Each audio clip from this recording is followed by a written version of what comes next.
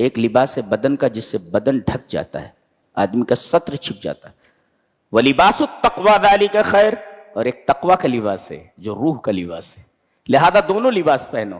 بہت سارے لوگ اچھے لباس پہنے رہتے ہیں لیکن روح ننگی ہوتی ہے سر، اس لیے کہ اس کو تقویٰ کا لباس چاہیے، یہ بدن کا لباس اس کو نہیں چلتا۔ لہذا اللہ تبارک و تعالیٰ نے یہ دو لباس ہمیں عطا کیے ہیں، ایک بدن کا لباس لباس البدن، اور ایک لباس التقویٰ ہوا روح، ہوا لباس الروح، یہ روح کا لباس ہے۔ اب یہ کچھ یہاں کھینچ کا معاملہ آ گیا ہے۔ اللہ نے فرمایا کلو واشربو، کھاؤ پیو، تباہ کر، کھاؤ پیو، ولا تسرفو، مگر حلق تک نہ بھر لو، اسراف نہ کرو۔ حضرت زین العابدین رحمہ اللہ جو علی ابن حسین رضی اللہ تعالیٰ عنہ کے بیٹے ہیں، لقب زین العابدین ہے، علی نام ہے ان کا، زین العابدین علی ابن الحسین۔ ہارون رشید کا ایک نصرانی طبیب تھا، ڈاکٹر تھا، وہ نصرانی عیسائی۔ ہارون رشید کا ایک نصرانی طبیب تھا، ایک عیسائی ڈاکٹر تھا۔ اس نے حضرت زین العابدین سے پوچھا تمہارے قرآن میں، تمہاری کتاب میں علم الابدان نہیں ہے؟ جی، میڈیکل سائنس نہیں ہے۔ میں تو پوچھ رہا علم تو دو طریقے کا ہوتا ہے، علم الادیان اور علم الابدان۔ تو علم الادیان تو ہے دین کا علم، لیکن علم الابدان نہیں ہے، بدن کا علم، میڈیکل سائنس نہیں ہے۔ تو حضرت زین العابدین نے یہی آیت پڑھی، کلو واشربوا ولا تسرفوا۔ انہوں نے کہا کہ ایک آیت نہیں، آدھی آیت کے اندر پورے میڈیکل سائنس کو لا کر کے رکھ دیا گیا ہے یہاں پر، کھاؤ اور پیو، اسراف نہ کرو، اس لیے کہ تمام بیماریوں کی جڑ حد سے زیادہ کھانا ہے۔ اسی وجہ سے کہا گیا ہے حمیہ جو ہوتا ہے نا، یعنی پرہیز، یہ دوائی سے بہتر ہے، جی دوائی سے بہتر ہے، اور پیٹ ہی تمام بیماریوں کی جڑ ہے۔ اس وجہ سے نبی کریم صلی اللہ علیہ وسلم نے فرمایا کہ پیٹ کے 3 حصے کر لو، ایک حصہ کھانے کا، ایک حصہ پانی کا، ایک حصہ ہوا کا۔ پورا کھانے سے بھر لیتے، پھر ہوا اور پانی، دنیا بھر کی بیماریاں، اس ڈاکٹر کو بلاؤ، اس ڈاکٹر کو بلاؤ، جی۔ تو کلو واشربوا ولا تسرفوا، جی۔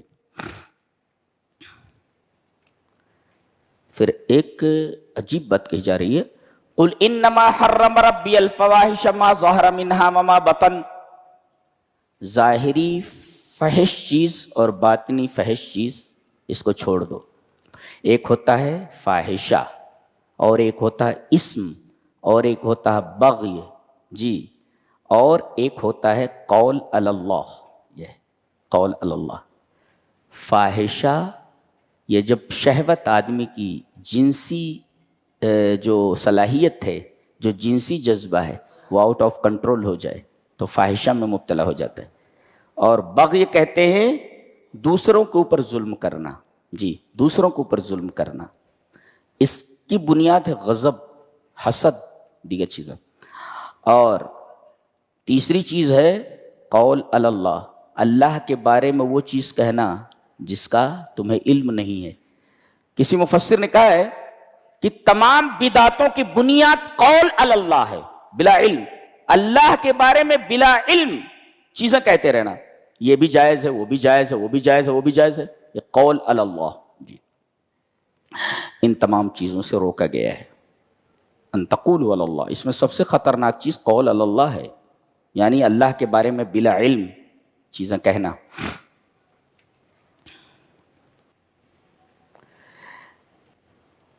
عجیب بات یہ ہے کہ آخرت کا تذکرہ کر کے، توحید کا تذکرہ کر کے، اس پوری سورہ میں 6 انبیاء کے قصے بیان کیے گئے ہیں، 6 قوموں کا تذکرہ ہے، گنو: قوم نوح، قوم عاد، قوم صالح، قوم شعیب، قوم لوط، قوم موسیٰ۔ 6 قصے بیان کیے گئے، اور کہا گیا کہ 6 کو زمین سے حرف غلط کی طرح مٹا دیا گیا، جی یہ کون کون سی بیماریوں میں مبتلا تھے؟ بیماری دیکھو، نوح علیہ السلام کی قوم یہ عقدی بیماری میں مبتلا تھی، ان کا اعتقاد خراب تھا، وہ اللہ کو چھوڑ کر کے وہ 5 جو ان کے اولیاء تھے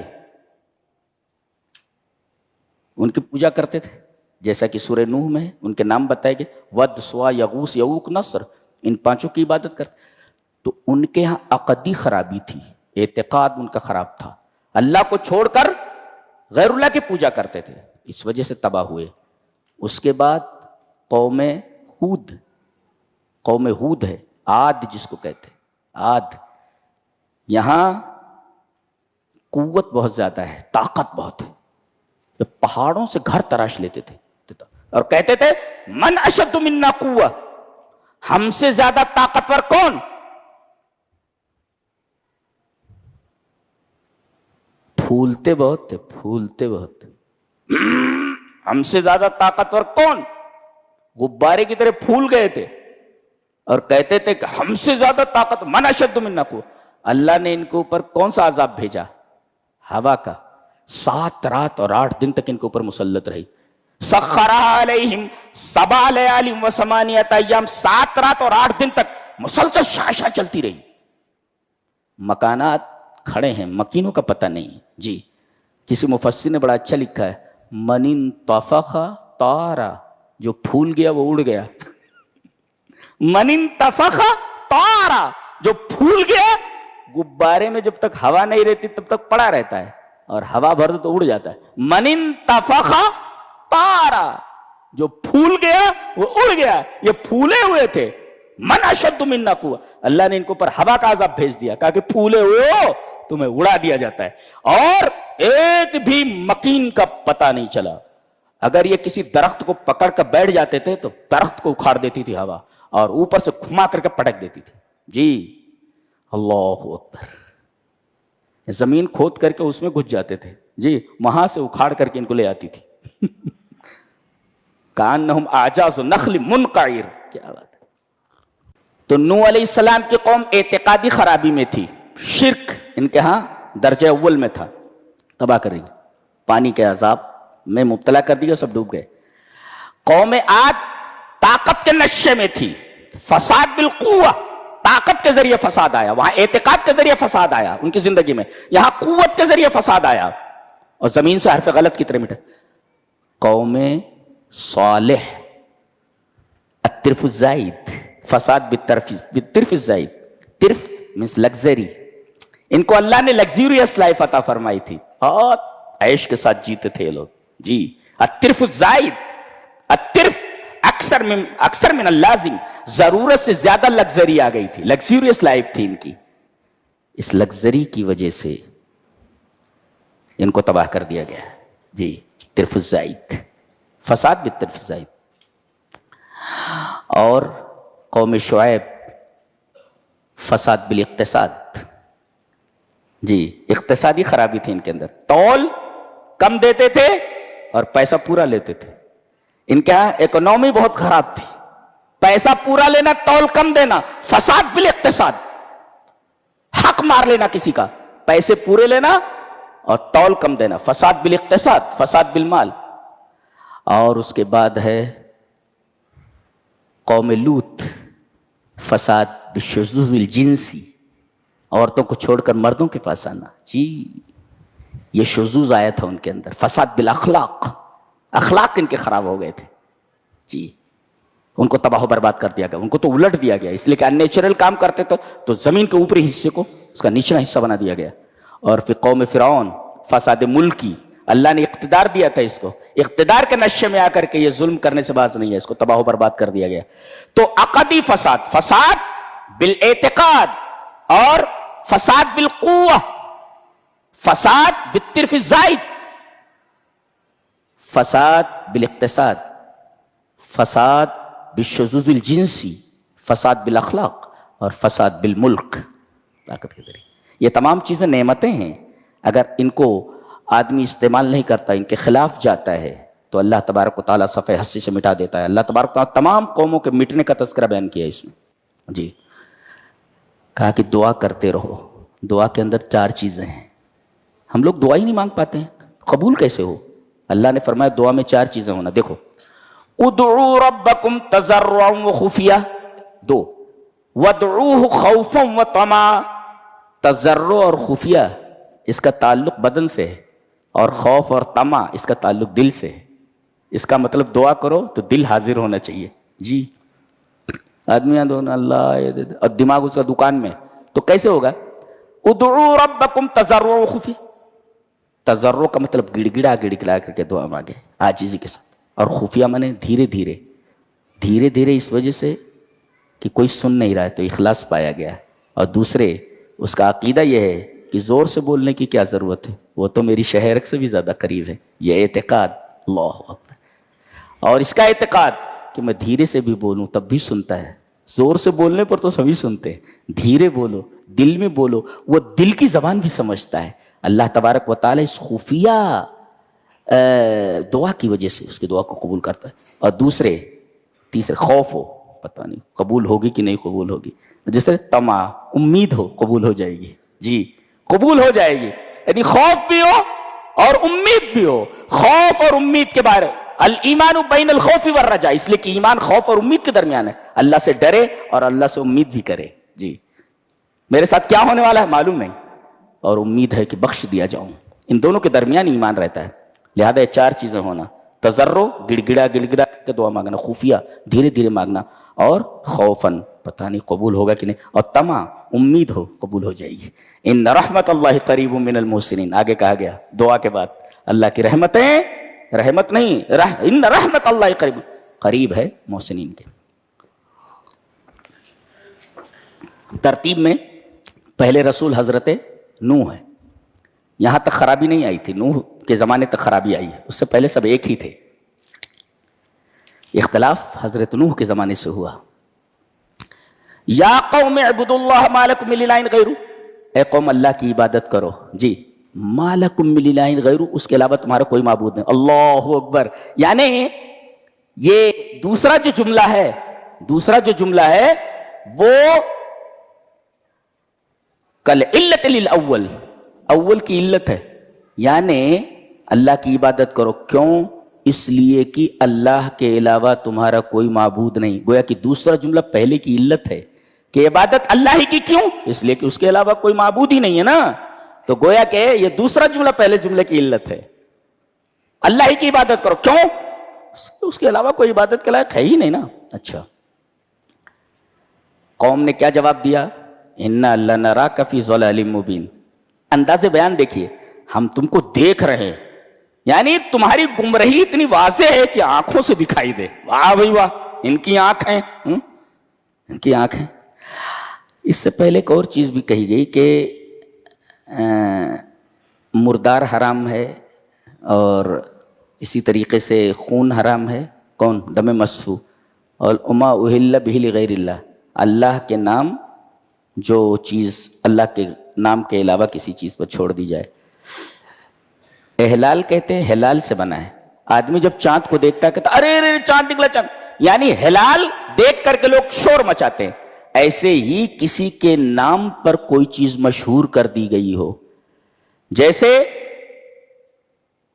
حضرت حسین کی سبیل, ایسا میں نے کہا تھا, اجالے شاہ کا مرغا, بڑے پیر کا بکرا, سید احمد کبیر کی گائے, بی بی فاطمہ کی سینک. یہ ساری چیزیں منسوب ہو جائے تو اس پر اگر بسم اللہ بھی پڑھ کر کے کھائے تب بھی حرام ہے.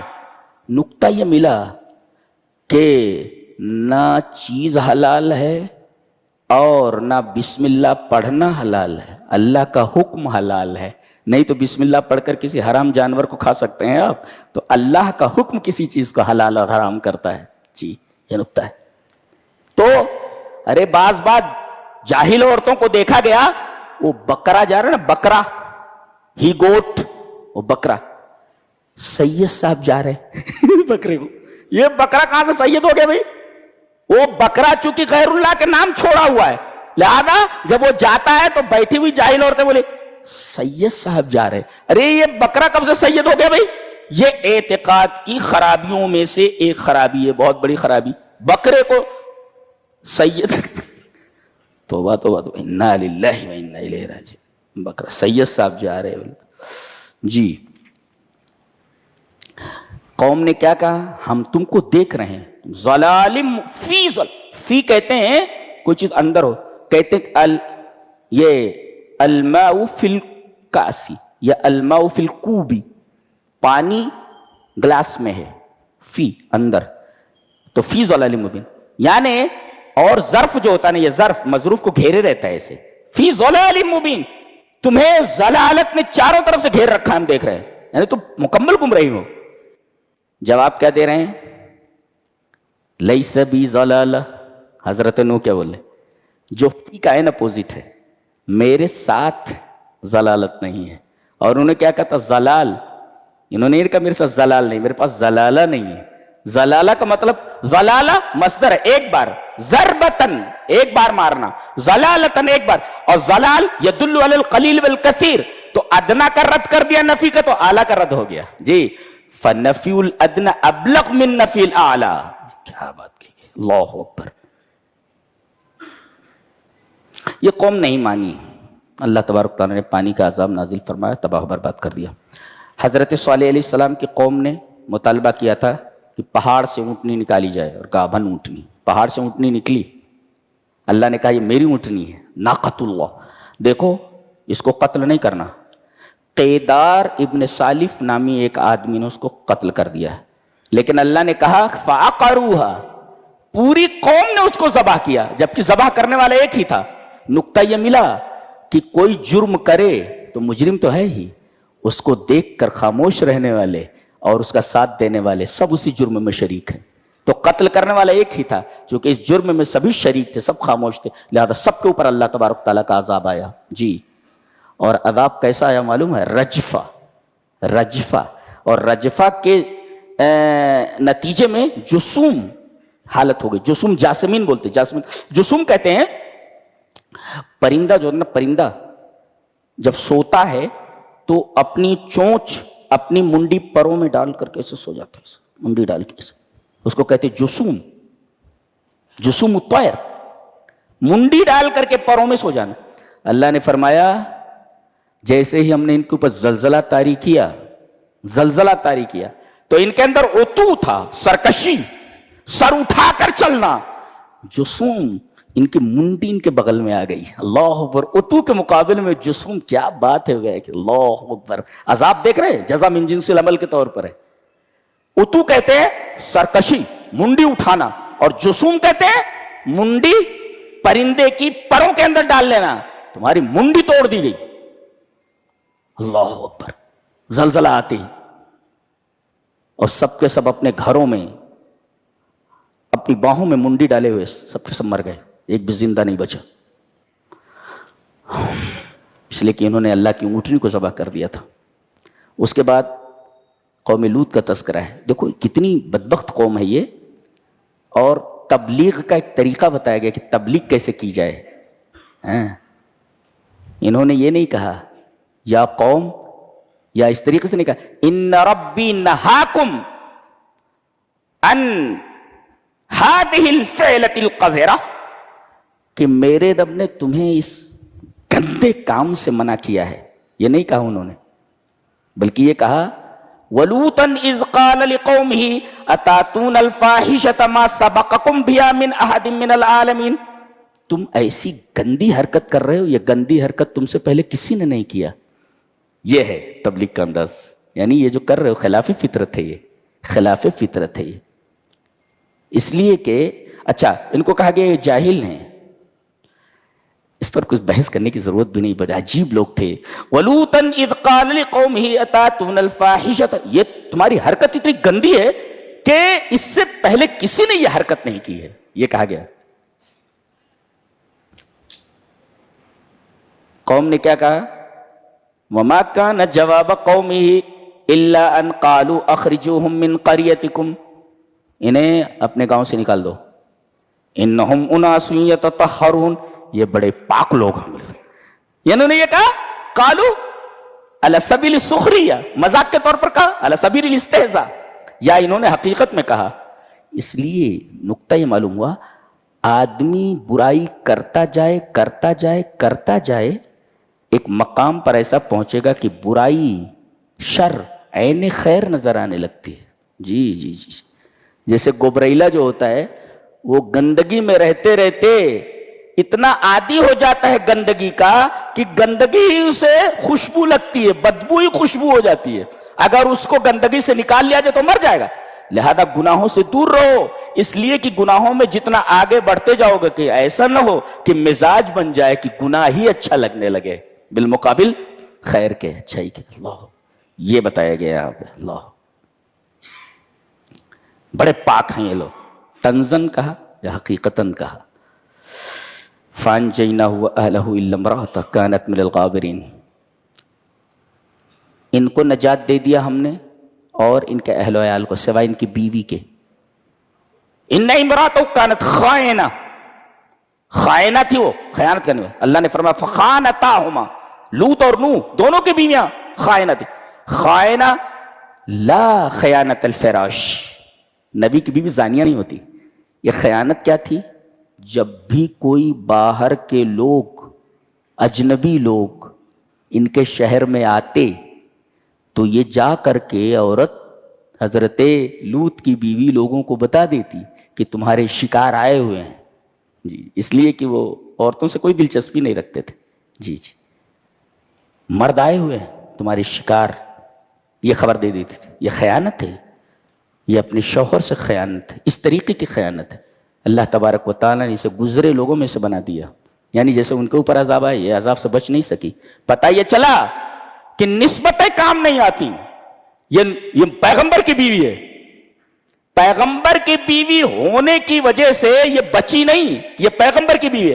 لہذا نام و نسب یہ کسی کام نہیں آتے، انتساب بزرگوں کی طرف کسی کام کا نہیں ہے اگر آپ کے پاس اپنا اچھا عمل نہیں ہے تو۔ دیکھیے، پیغمبر سے زیادہ کون معزز ہوتا ہے؟ اور میاں اور بیوی کے درمیان جو رشتہ ہوتا ہے، میرا خیال ہے کہ اتنا لطیف رشتہ اور کوئی رشتہ نہیں ہوتا۔ جی جی جی، اسی وجہ سے لباس کہا گیا ہے دونوں کو۔ اتنا لطیف رشتہ اور کسی کا نہیں ہوتا۔ اس کے باوجود، اتنا گہرا رشتہ ہونے کے باوجود ایک بیوی کا ایک شوہر سے پیغمبر اسے بچا نہیں سکا۔ جی، فَأَنْجَيْنَا ہوا۔ اسی وجہ سے یہ بھی نکتہ معلوم ہوا کہ جب پیغمبر اپنی بیوی کو عذاب سے نہیں بچا سکا تو اگر تم شرک اور کفر لے کر کے گئے ہو تو تمہارے بزرگ تمہیں قیامت کے دن جہنم سے کیسے بچا سکتے ہیں؟ لہذا اپنے عمل کو اور اپنے اعتقاد کو اچھا کرو، نہیں تو تمہارا ہر لمحہ معرض خطر میں ہے۔ یہ رہا 8ویں پارے کا خلاصہ۔ اللہ تبارک و تعالی ہمیں نیک عمل اور اچھی سمجھ کی توفیق عطا فرمائے۔ وآخر دعوانا